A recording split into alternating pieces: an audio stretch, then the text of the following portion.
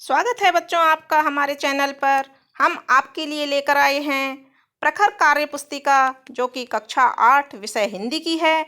और यह पुस्तिका राजस्थान राज्य शैक्षिक अनुसंधान एवं प्रशिक्षण परिषद उदयपुर द्वारा जारी की गई है।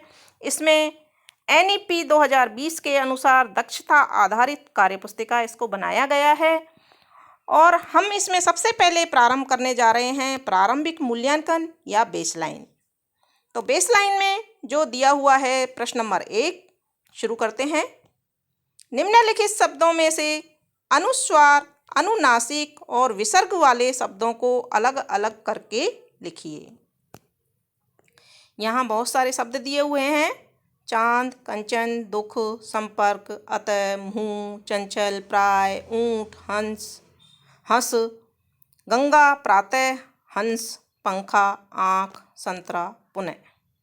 तो अनुस्वार वाले जो शब्द हैं उनको अनुस्वार के नीचे लिखेंगे। कंचन, संपर्क, चंचल, गंगा, हंस, पंखा, संतरा। अनुनासिक के नीचे चंद्रबिंदु वाले अनुनासिक शब्द लिखेंगे। चांद, मुंह, ऊंट, हंस, हंस, आँख। और विसर्ग वाले विसर्ग के नीचे लिखेंगे दुख, अतः, प्राय, प्रातः, पुनः। प्रश्न नंबर 2 है, निम्नलिखित शब्दों में से उपसर्ग को मूल शब्द से अलग करके लिखिए। पहला शब्द है कुमार्ग। कुमार्ग में से कु को अलग कर देंगे, मूल शब्द मार्ग। सुलेख में से सु को अलग कर देंगे, मूल शब्द लेख। प्रश्न नंबर 3, एक शब्द में लिखिए भाई बहन का त्योहार, रक्षाबंधन। लोकतंत्र का दिवस। लोकतंत्र का दिवस बच्चों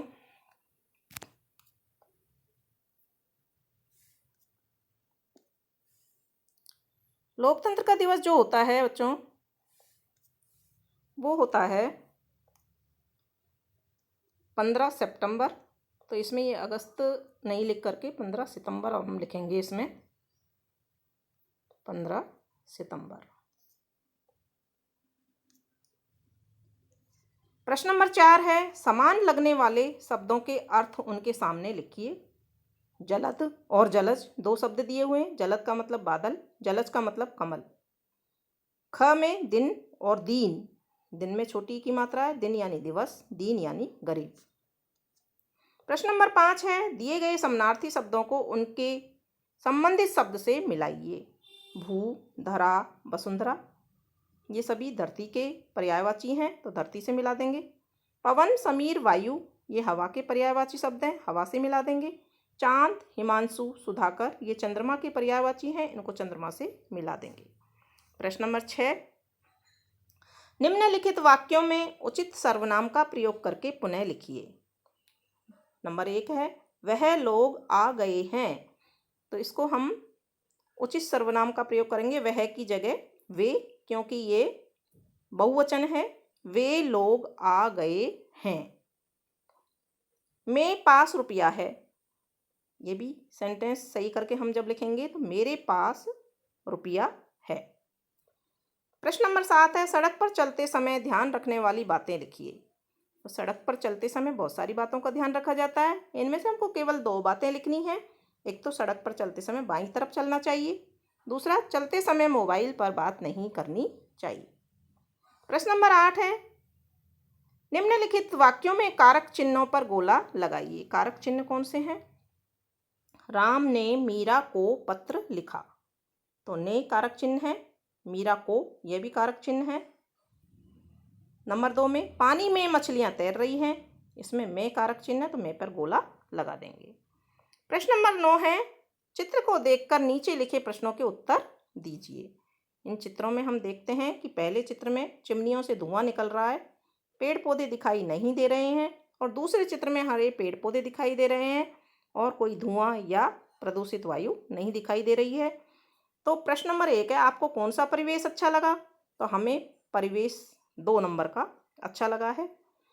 आपको जो परिवेश अच्छा न लगा उसके 2 कारण लिखिए। तो हमें पहले नंबर का परिवेश अच्छा नहीं लगा, उसके 2 कारण हैं। पहले परिवेश में पेड़ पौधे नहीं हैं, दूसरा कारण है कारखानों से धुआं निकल रहा है जिससे वायु प्रदूषित हो रही है। प्रश्न नंबर 10 है, देखो, समझो और लिखो। मिठाई, मिठाइयाँ, इसी के अनुसार टोली टोलियाँ, रोटी रोटियाँ। माला मालाएं दिया हुआ है, इसके अनुसार सभा सभाएं, दुआ दुआएं। चीज का यहाँ चीजें दिए हुआ है तो औरत का औरतें, बंदूक का बंदूकें।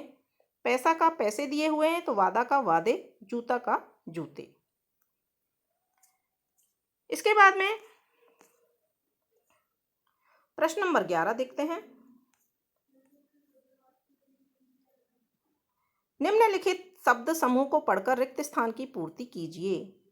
पहला है आम, केला, अमरूद, अंगूर, जामुन, पपीता। ये सभी नाम फलों के हैं, तो इसके आगे जो वाक्य दिया हुआ है ये सब फल हैं, रिक्त स्थान में फल भर देंगे। दूसरा है कौवा, मोर, तोता, कबूतर, कोयल। ये सब क्या हैं? ये सब पक्षी हैं।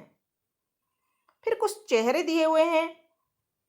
मेरी समझ के अनुसार इनकी नीचे दिए गए चित्रों को देखकर उनके लिए क्रिया शब्द लिखिए। मेरी समझ के अनुसार मैं पहले चित्र में मुस्कुराना क्रिया लिख रही हूँ, दूसरे चित्र में उदास, तीसरे में व्यंग या टालना और चौथे में सोचने की क्रिया हो रही है।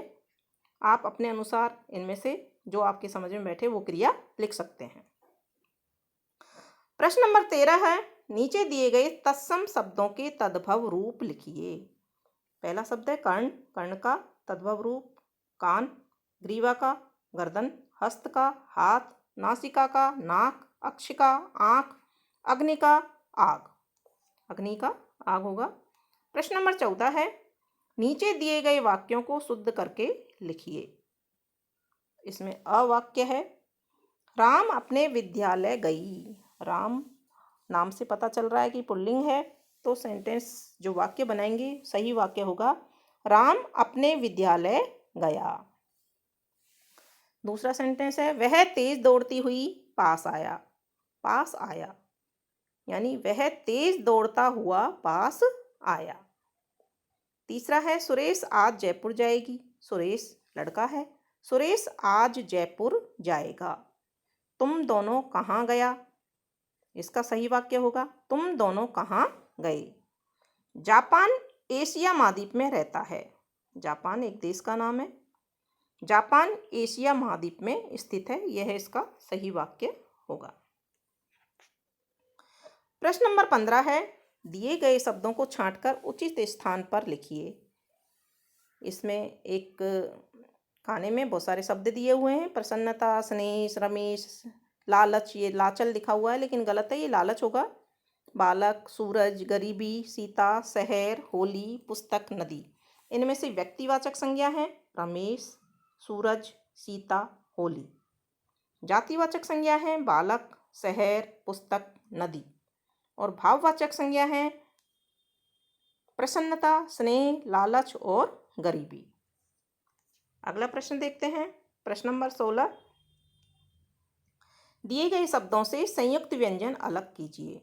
सच्चा, जैसे रस्सा में से आधा स और पूरे स को अलग किया है, तो हम इस तरह से सच्चा में से दो आधा च पूरा च, खट्टा में से आधा ट और टा, अब्बा में से आधा ब और बा, टिड्डी में से आधा ड और डी, ऊंचा में से अनुनासिक यानी कि चंद्रबिंदु, हक्का में से आधा क और का।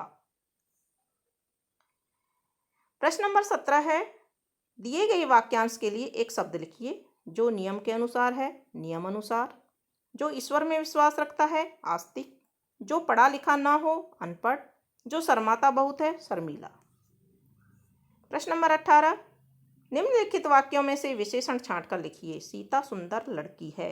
इसमें लड़की की विशेषता सुंदर है, सुंदर इसमें विशेषण है। वह तेज दौड़ता है यानी कि तेज दौड़ना उसकी विशेषता है, तो तेज। भारत बहुत बड़ा देश है, देश की विशेषता है बड़ा, तो बड़ा विशेषण शब्द है। मैंने ताज़ा फल खाए, फलों की विशेषता ताज़ा यानी कि ताज़ा विशेषण शब्द है। तुम सब मेरे अच्छे मित्र हो, मित्रता की विशेषता अच्छे यानी अच्छे विशेषण शब्द होगा। प्रश्न नंबर 18, प्रश्न नंबर 19 निम्नलिखित शब्दों को उनके विलोम शब्दों से मिलाइए।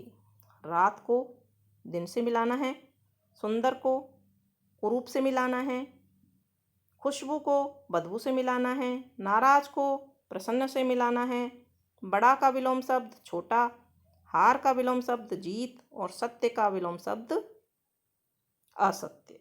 तो इनको इस तरह से मिला देंगे। तो बच्चों इस तरह से ये हमारा कक्षा 8 का हिंदी विषय का प्रखर कार्य पुस्तिका का बेसलाइन या प्रारंभिक मूल्यांकन कंप्लीट होता है।